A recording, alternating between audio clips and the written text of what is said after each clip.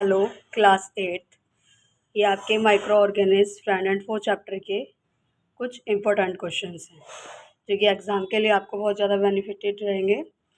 तो आपका पहला क्वेश्चन आता है, what are micro organism. Micro organism किसे कहते हैं?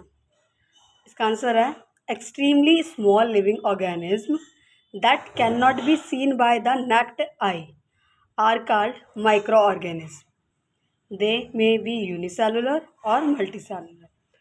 जो कि एक्सट्रीमली स्मॉल लिविंग ऑर्गेनिज्म होते हैं जो दिखाई नहीं देते हैं हमें नेक्ड आई से। ठीक है, जो हमें खुली आंखों से दिखाई नहीं देते, जिसके लिए हमें माइक्रोस्कोप वगैरह की ज़रूरत पड़ती है, उसे माइक्रो ऑर्गेनिज्म भी बोलते हैं।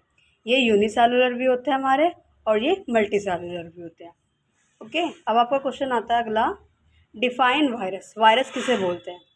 A kind of micro organism. ये काइंड है माइक्रो ऑर्गेनिज्म का which reproduce inside the host cell.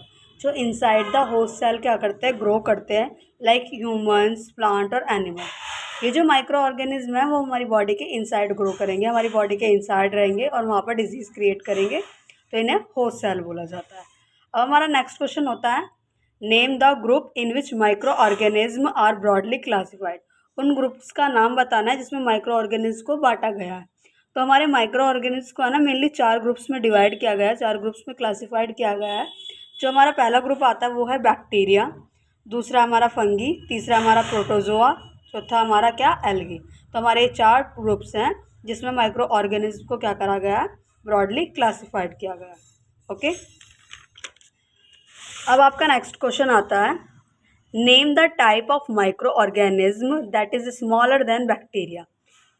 उस माइक्रो ऑर्गेनिज्म का नाम बताना है जो स्मॉलर होता है, किससे, बैक्टीरिया से। तो वायरस हमारा एक ऐसा माइक्रो ऑर्गेनिज्म है जो बैक्टीरिया से क्या होता है, स्मॉल होता है। अगला क्वेश्चन आता है, name the micro organism which help in nitrogen fixation. उस माइक्रो ऑर्गेनिज्म का नाम बताइए जो क्या होता है, वो फिक्स करके रखता है नाइट्रोजन को। तो राइजोबियम हमारा वो माइक्रो ऑर्गेनिज्म है जो नाइट्रोजन को अपने इनसाइड फिक्स करके रखता है, तो इसे नाइट्रोजन फिक्सेशन बैक्टीरिया भी बोला जाता है। अब हमारा अगला क्वेश्चन आता है, classify the bacteria on the basis of their shape. Shape के अकॉर्डिंग जो बैक्टीरिया है उसको किन किन चीज़ों में के अंदर कैसे क्लासीफाई किया गया है। तो बैक्टीरिया को है ना टोटल है ना 4 कैटेगरीज में डिवाइड किया गया है।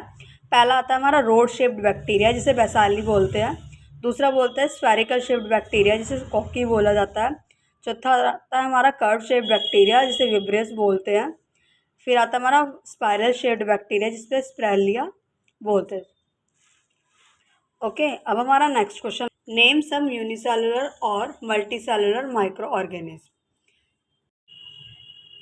जो यूनिसेलुलर होते हैं वो हमारे सिंगल सेल होते हैं जो भी कि एक ही बॉडी पार्ट्स मतलब एक ही पार्ट से अपना सारा काम कर सकते हैं। एक ही सेल होता है इनके पास अपनी बॉडी के सारे फंक्शंस परफॉर्म करने के लिए, like respiration, excretion, etcetera.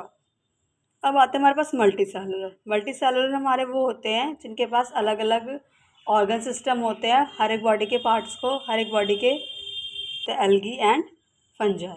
Okay, अब हमारा नेक्स्ट क्वेश्चन आता है, how do micro organism clean the environment.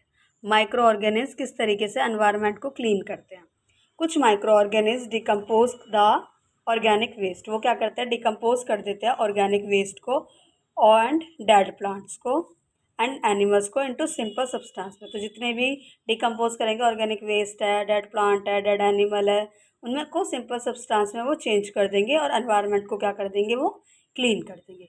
अगला क्वेश्चन आता है, what are the harmful effect of micro organism on plants.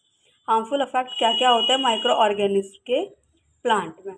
तो जो कुछ सेवरल माइक्रो ऑर्गेनिज्म होते हैं ना वो कॉज करते हैं डिसीजेज, बहुत सारी डिजीज़ को कॉज करेंगे प्लांट के अंदर, जैसे कि वीट में, राइस में, पोटैटो में, शुगर केन है, ऑरेंज है, एप्पल है एंड अदर जितने भी हमारे प्लांट्स हैं उनके अंदर। ये क्या करेंगे, the disease reduce the yield of crop. जो डिजीज़ होती है वो क्या करती है, जो क्रॉप्स होती है उनकी ग्रोथ को कम कर देती है, वो इतने न्यूट्रिटिव नहीं होते और वो ह्यूमन बॉडी में डिजीज़ वगैरह क्रिएट करना स्टार्ट कर देते हैं। अब आपका नेक्स्ट क्वेश्चन आता है,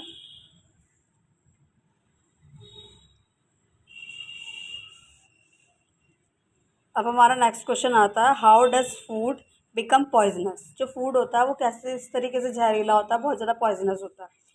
micro organism that grow on our food sometime, जो माइक्रो ऑर्गेनिज्म है ना वो ग्रो करते हैं हमारे फूड पे कभी कभार और प्रोड्यूस करते हैं टॉक्सिक सब्सटेंस। आपने देखा होगा ब्रेड है, हमारे पिकल्स हैं और हमारी रोटियां होती है तो काफ़ी टाइम पुराने हो जाते हैं, तो उन पे है ना अपने आप ही है ना कुछ माइक्रो ऑर्गेनिज्म डेवलप हो जाते हैं, जो कि अगर हम अटैक कर लेते हैं ना तो हमारी बॉडी में क्या होता है, डिजीज़ क्रिएट हो जाती है। अब अगर हमें वॉमिटिंग हो गई, लूज मोशन हो गए, इस तरीके की डिजीज़ होती है और कभी कभार ये डिजीज़ हमें इतना इफेक्ट कर देती है कि एनीवन डेथ भी हो जाती है। Okay, make the food poisonous, causing serious illness and death. Okay, class, thank you.